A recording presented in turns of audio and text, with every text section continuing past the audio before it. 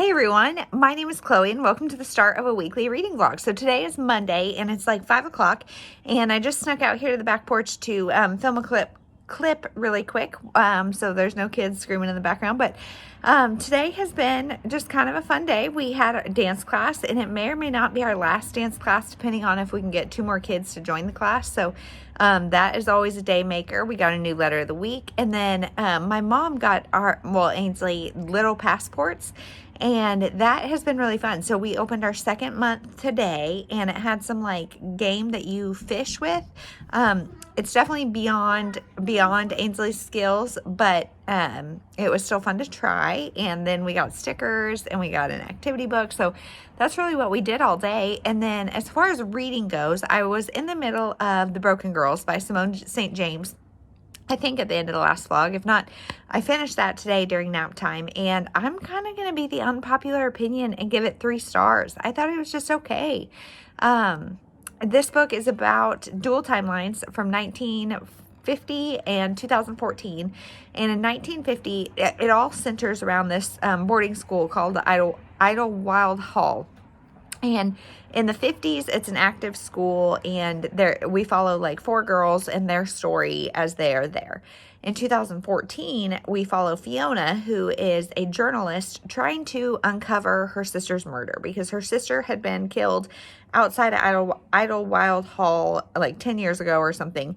Her boyfriend was put in jail for it, but she, for some reason, decides to go trying to dig that back up. So she hears that they are going to reopen the boarding school, and so she gets full-on invested in this whole story, figuring out what's going on. So the 2 stories, I feel like, really were just independent stories. I mean, the only like crossover they had was that they take place in this Idlewild Hall, and like Fiona is trying to kind of figure out both because they discover a body when they're there, and I don't know, like the pace is pretty slow, but I don't think it was that necessarily bothered me.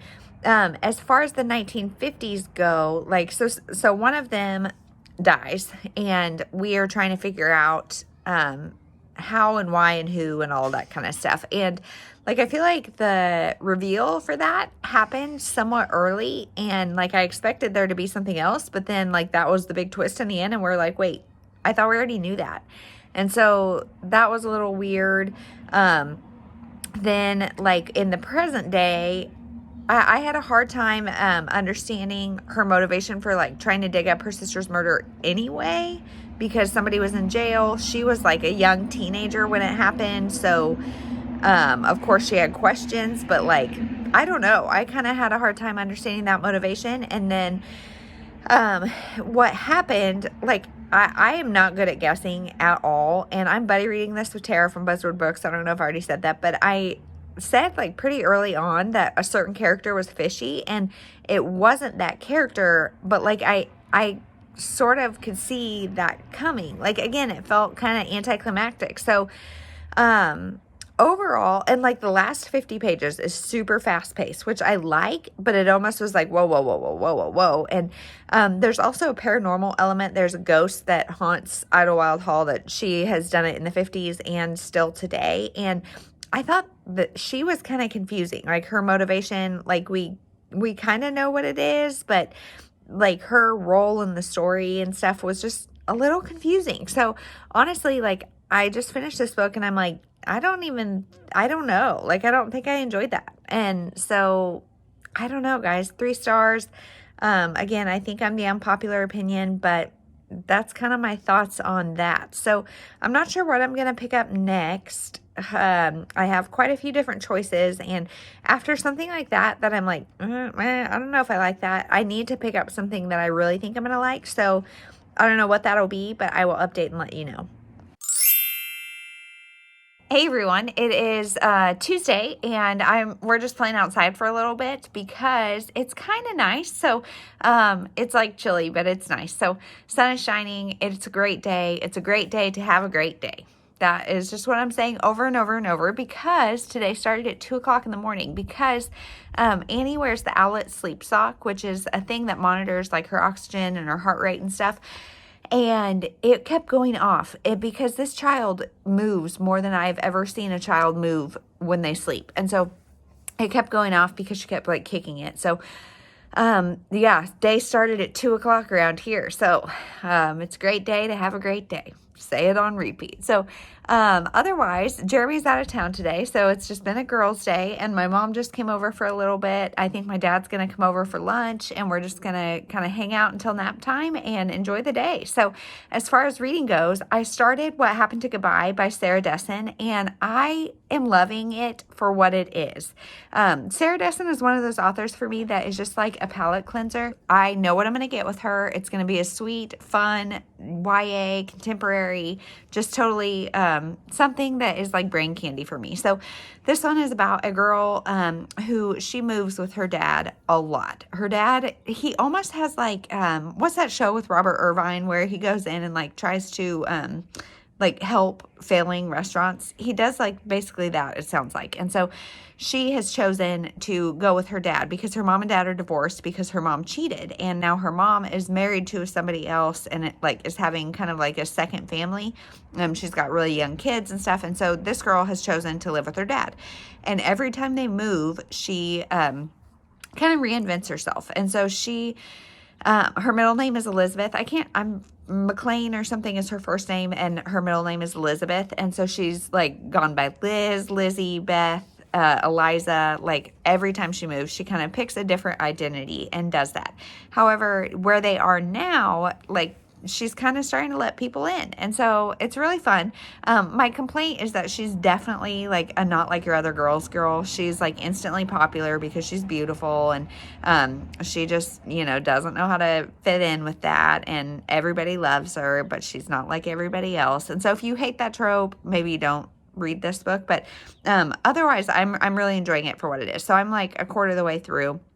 I have it on ebook and physically, and so I'm just reading it when I can, where I can. And so today during nap, I may pick it up for a little bit, but I probably won't get the majority of my reading done until tonight. So that is my thoughts on that. Hey everyone, it is Wednesday, and it's like 5 o'clock, and I just am sitting outside for a minute. Jeremy is out of town again today, and so that's fun. Today my mom came over and we did a lot of purging, and it feels so good, you guys. Just so good to take clothes and that kind of stuff to Goodwill and donate it, and that feels just wonderful to have less stuff. I'm definitely more minimalistic than my husband is, and I would love to have like very little stuff, but that's neither here nor there. So that is what we did all day today. All day it was freezing, and then now, of course, it's kind of nice. But we are almost time for dinner and all that kind of stuff. So we're just going to stay inside for the rest of the day, and tomorrow we've got a play date, so that'll be fun. But anyway, as far as reading goes, I'm reading What Happened to Goodbye, I think is what it's called, by Sarah Dessen, and I'm not liking it as much as I was last time I updated. It's just like really failing to hold my attention or to like draw me in. Like I said, it's about our main character, McLean, something. She moves all the time with her dad. She's got a strained relationship with her mom, who cheated and now has a new family kind of thing. So it's just all those relationships, her new friend group at her new school. It's interesting, but it's just not really got anything like exceptional about it. And so I'm like 75% of the way done. I'm almost done, but every time I set it down, I'm like, okay, I'm just not really itching to pick it back up. So I'll finish that tonight and then start something different that hopefully is better. This one I have on ebook, and maybe that's part of the reason, because I just am not in the mood to read ebook, and so I've been doing a lot of Alexa, and that's harder to pay attention to, so it could be that. So I don't know what I'll pick up next, but I will check in tomorrow and let you know my final thoughts on that and what I picked up. Hey everyone, it is Thursday at like 2:30. Sorry, I haven't talked for a minute. I was putting Annie down and stuff, so now I have like a frog in my throat. But today has been one of those days that is just stupid busy, like stupid busy. And so feeling a little frazzled, feeling a little overwhelmed, but tomorrow we have no plans, and so that'll be good. Today is just the day of getting stuff done. So that is where we're at. So this morning we did a bunch of stuff this morning, like trying to do stuff around the house before we left. And then we had a play date at the mall with some of our friends. And so we were there, and then that ran a little bit late. So then we were coming home, and I was supposed to film a TGI Friend Day at 1, but we moved it to 2:30. So I'm just about to film that. And yeah, and then we have somebody coming over at 4, and then I sold some stuff on my Marketplace, and they're coming at 5, and Jeremy's grandparents just randomly decided to come to town, so they may or may not be coming by, and we are looking at 4 houses today. 4 houses have come on the market, and we are looking at them today. So that is kind of where we're at with the day. So as far as reading goes, last night I finished What Happened to Goodbye by Sarah Dessen. And I'm giving it 3.5 stars, and that's a little generous. It's because I love the genre, because I love Sarah Dessen, that I'm giving it 3.5, not 3, because otherwise this is just kind of a book I read. So this book is about McLean. She is a young girl. I've talked about it a couple times, I think, because I've been reading this for a long time, because if I set it down, I'm not that super eager to pick it back up. But this book is 420 pages or something, and really not a lot happens, but it does examine feelings and emotions around like kind of coming of age, becoming who you are, where you fit in, who you want to be. It also works on healing some brokenness in the families. She's estranged from her mom because of the cheating and that kind of stuff, and so she kind of works things out that way. And the whole time she is like fitting herself into this friend group in this new place and kind of thinking she wants to stay. McLean is her first name, and she actually uses that here as opposed to the iterations of her middle name Elizabeth that she has used everywhere else. And there is a romance, but truthfully, it doesn't even like happen until like the last 15 or 20 pages. And so I would definitely call this more of a coming of age contemporary than a romance. And if you're a fan of Sarah Dessen, this one's fine. It's just definitely not her best, and it's just fine. It's just a book I read. So that is that. I started A Good Marriage by Kimberly McCreight, but just barely. I started it this morning and on audio, and I've just been running around so much that I have hardly listened, and so I don't really have any thoughts on that, but I will check in probably tomorrow, because I don't think I'll read it all until bedtime, so I will check in tomorrow. Hey everyone, it is Friday, TGIF, and I'm sitting outside the OB office because I think I have a clogged duct in my chest, so that is lovely, and I'm going to get that checked out really quick. And otherwise, if you can tell, it's really rainy and gross here today, so we are going to do, I think, some bath stuff. Like I have seen on Pinterest using the little pom-poms and putting those in the bathtub and just having a party with those, so I think we might do that. I don't really know. We'll just kind of see how the day takes us. Ainsley wants to do a car wash, so we might do that. Like an inside, play in the sink, wash her Tonka trucks, or her, not Tonka trucks, Matchbox cars, so we may do that. I don't really know. But as far as reading goes, I am maybe halfway through A Good Marriage by Kimberly McCreight. And y'all, I am bored. But asterisk, take that with a grain of salt, because I don't like detective stories. And this is like 90% detective novel. So basically what happens, our main girl is a new defense attorney. She used to be a prosecutor. Now she's a defense attorney, but she still doesn't handle like homicide or anything. But she gets this call from her old college friend saying like, hey, I'm in this jail. They are, they've got me for like assaulting a police officer, but they're going to charge me with killing my wife. And so, he's like, I want you to defend me. And she's like, no, I don't do this. Like, I don't do homicidal defense. And he's like, well, I want you. I want somebody I can trust. So I want you. So it's her trying to figure out, like she just assumes he's innocent, because I presume that's like what defense attorneys have to do. So, she's trying to figure out who killed the wife. And like I said, like most of the book is her trying to figure that out. And the little bits that I'm liking the most are, it's flashbacks from when the wife was still alive, and it's from the wife's perspective, and it's their life. Somebody was kind of stalking her, so it's that situation going on. And like, there's a lot of times where the wife tells us who is following her, and yet, like, we're still trying to figure it out in the eyes of the detective. And I'm like, we already know that. That's like, there's no tension there. That's not really fun unless the woman is wrong about who she thinks is following her. I don't really know, but I want more of those parts and less of the detective stuff. And that's just a personal preference. So, so far it's okay. It's getting more interesting here on the halfway point, but I don't know. I'm feeling a little let down. So, that is everything reading wise and life wise. And I will update later and let you know what I think.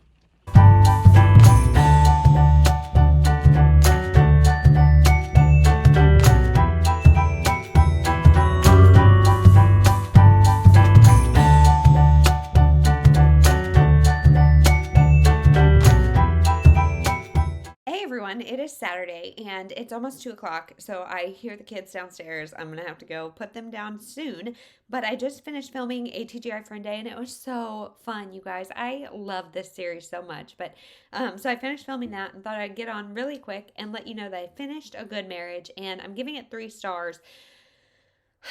I don't know, you guys. I don't know how I even feel about it. I feel like I'm an unpopular opinion for sure. This book is really twisty. Like I said, so it's about this guy who calls and says, hey, I want you to represent me. I'm going to be, convicted or accused of killing my wife. Like, help defend me. So it's about that. But there's like a lot that goes on, and we get some of the past, like when his wife is still alive, we get from her perspective some of that. And like we learn a lot about her, we learn a lot about the story. There's a lot of twists and turns, but I just didn't care. Like, I just didn't care. For some reason, it did not hold my interest at all. So, I'm in the minority. It is a very twisty turny. There's a lot of things that kind of keep you guessing, but I just thought it was okay. So, 3 stars on that one. So then I started The Locker Room by Megan Quinn, and you guys, I am really liking it. So this is a college baseball romance about this girl who she's very bookish and she wants to be a librarian, and she meets this guy who is he's the shortstop on the college baseball team, and she just moved from California to the Chicago area because her boyfriend of 6 years cheated on her and was like terrible to her, and so she moved to the Chicago area to be with her 2 girlfriends, and so she now lives in the dorms with them. They're juniors in college, and she meets this guy. He just like relentlessly pursues her, and sometimes it does come off very alpha and very like ugh, but I feel like it is very true to life. And like this for me has been a very interesting reading experience because I myself was in a relationship with a college baseball player through high school and college, and just that college baseball atmosphere, I feel like it is very, very realistic to that. And so part of me is like, I can really relate and I understand, like, there's a lot of not necessarily steamy times, actually not at all steamy times. This is a very slow burn. However, there's a lot of like crude and crass commentary, but that is also very, very realistic to what it is. So part of me is like, it's taking me back there, but the other part of me is like, now I'm a mom to girls and I'm like, this alpha stuff is gross, this crudeness is gross, I mean, it's just funny to read it now from a completely different perspective. But our main character, our main hero or heroine, she is trying to be a librarian. She really wants to take school seriously. She doesn't want to let a guy in because this guy, after 6 years, just really, really hurt her, and she just doesn't want anything to take her eyes off of her education.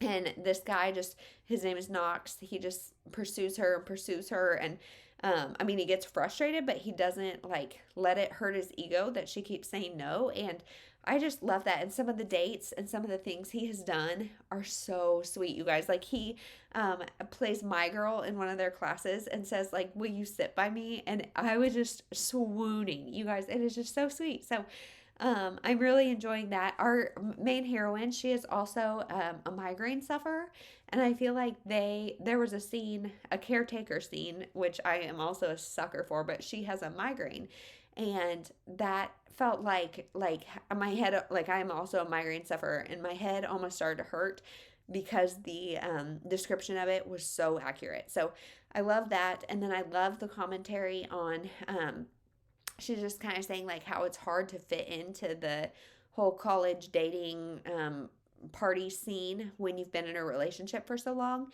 and just how it's kind of hard to find your place. And that I 100% experienced that when my relationship was over, of like, okay, now here I am, 2019, whatever, and I've been through a 6-year relationship or whatever it may be. I'm just making up numbers. That actually is not accurate to myself or the story, but you've been in a relationship for a really long time and you're still really young, and a lot of people don't share that experience. So kind of how you reconcile that. And overall, I'm just really, really enjoying it. So I am going to go put the kids down and probably read some more, and I will check in later. Hey everyone, it is Sunday and it is 11:15, 11 o'clock, something like that. Jeremy and Ainsley are just about to go to gymnastics, and Annie's upstairs napping, and so I just thought it would be a perfect opportunity to get on here and say hello. So this morning has been a little bit bananas. I made a bunch of cookies, and one of the ones I made was carrot cake cookies, and you guys, I left out the dang carrots. And like part of me is like so frustrated because I don't feel as bad giving my kids cookies when they have carrots in them. Like that's like doubles as a health food, and I forgot the dang carrots, and they're carrot cake cookies, but whatever. So I made a bunch of cookies and just kind of hung out. We have not done a whole lot this morning. I don't think I said anything yesterday. When I went to the doctor on Friday, they diagnosed me with mastitis. If you don't know what mastitis is, Google it. It's not fun. But so I've been feeling pretty crummy all weekend. But hopefully things are getting better. I'm going back for a recheck tomorrow. So hopefully, I mean, it's definitely better than it was Friday. Today is kind of worse than it was yesterday, but whatever.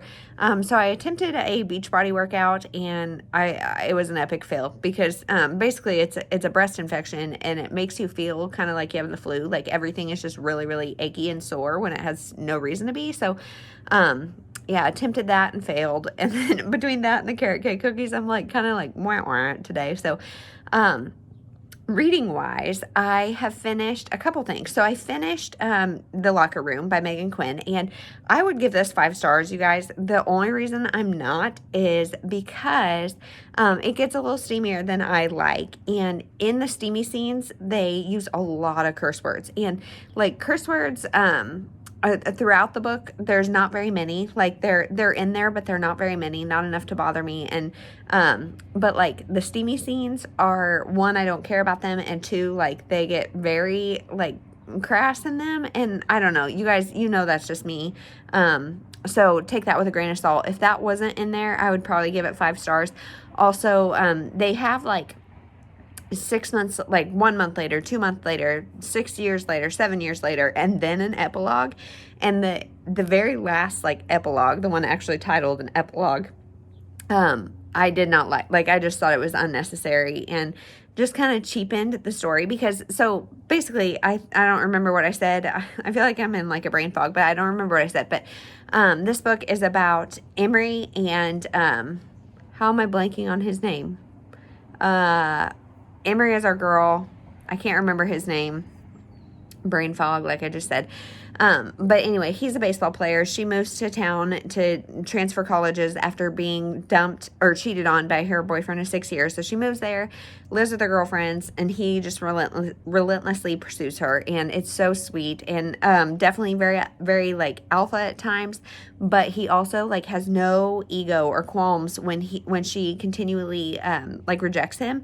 He just understands. Like she said, you know, like I was in this relationship, it ended really badly. I just don't want to be in another one. And so he understands that and respects that, and is very kind, but also still like, I want you. And so I just loved that. And I loved their banter between the two of them. And I loved Emery, our main character. So she is trying to be a librarian, and she's very focused on her career and all of that.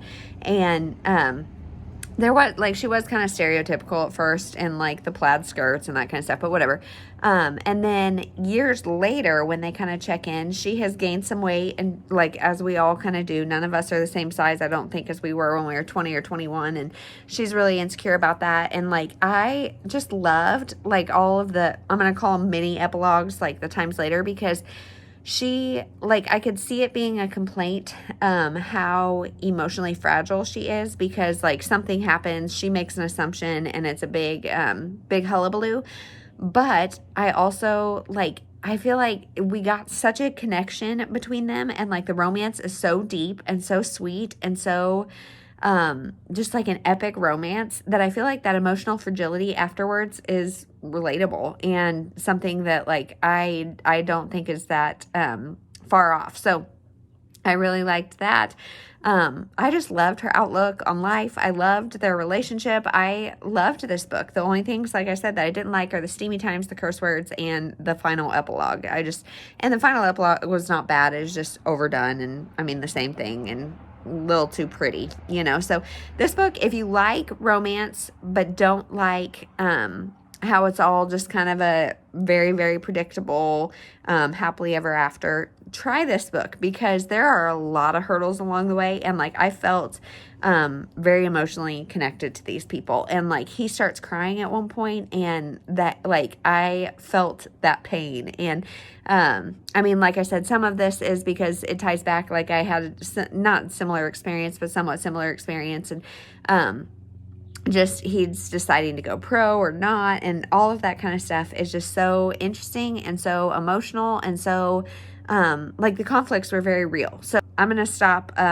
gushing about this book, but I loved it, and I really want to read the next in the series, but I'm gonna wait because I think they're all companions and I can pick them up at any time, but I am very excited about them. So then I picked up Mirrorland by Carol Johnston, maybe. I will put a picture up so you can see for sure if I said her name wrong, but I think it's Carol Johnston or Johnstone or something. Anyway, this is one that I got as a ARC from the Libro FM ALC program, and it comes out Tuesday.